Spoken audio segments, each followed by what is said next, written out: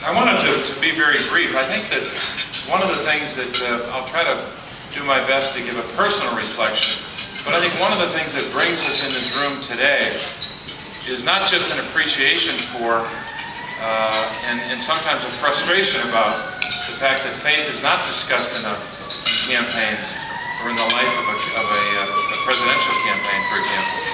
But also I think that we all need to continue to think of the best ways to talk about our faith.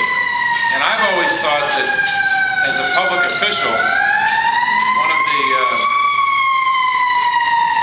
one of the best ways to confront this question about the issue of faith and how you talk about it in the context of a campaign or in the public square, so to speak, is not only to talk about your own reflections, but I think what's been missing in a lot of our political debates on the question of faith has been an appreciation for respect, an appreciation for the respect we've got to show to people of other faiths. Sometimes I think politicians think the best way to talk about faith is to go up there and talk about what you believe. And that's important, that can be wonderful. But I think sometimes listening to others and listening to the perspective they have on their faith is as important as what we say. And I think those of us who run for office need to be reminded of that. I don't have a singular moment that I can talk about in my own life. I have to say I've been richly blessed by the family I've had. My wife Therese is here, who has put up with a lot of campaigns and a lot of me being on the road. I'm grateful for her willingness to be my partner in this kind of a challenge. We met in college. We both went to Holy Cross, a Jesuit school, which does qualify as a Catholic school for the Jesuits. The non-Jesuits in the room. Therese was ranked a lot higher than I was in that class, so I can honestly say she is smarter than I am. I know that for a fact. I can prove it. But so I won't talk about a particular incident, but I have to say that when I was very young, and just after college, I had an opportunity to be in a volunteer program, the Jesuit volunteer program. It was a domestic kind of a VISTA program in a sense that the Jesuits had started more than 30 years ago now. I guess it's almost 40 years ago now. And I think if I was ever tested, I've had a lot of tough campaigns, a lot of interesting, sometimes tough days in government.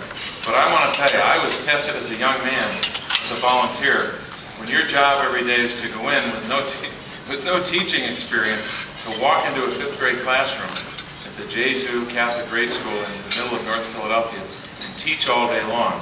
That's the challenge. And I had an appreciation for teaching and for service because of that. And I think it challenged me to better understand not only what I could do with my own limited ability, but it also really challenged me to have a better understanding of what faith was all about, what my faith was all about. And it wasn't until I had the perspective of years and distance, really, that I fully understood what that experience meant to me.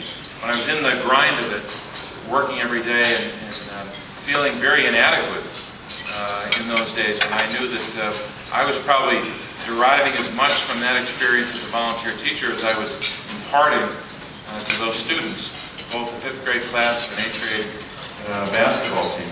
But I think for me, faith has always been a journey, like so many of us.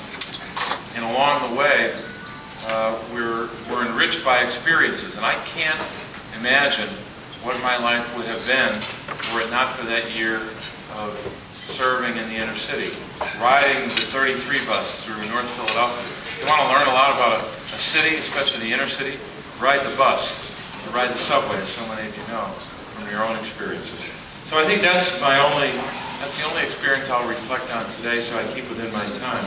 But I think all of us need to do more to bring faith into the public square, to bring faith into our politics, because unless we do that, those we seek to help, as the scriptures talk about, the least, the last, and the lost, those we seek to help cannot be helped in the way they ought to be helped by our policies, unless we do a much better job of bringing this discourse and this discussion into more and more campaigns. And sometimes it'll be as simple as listening to the perspective of someone else.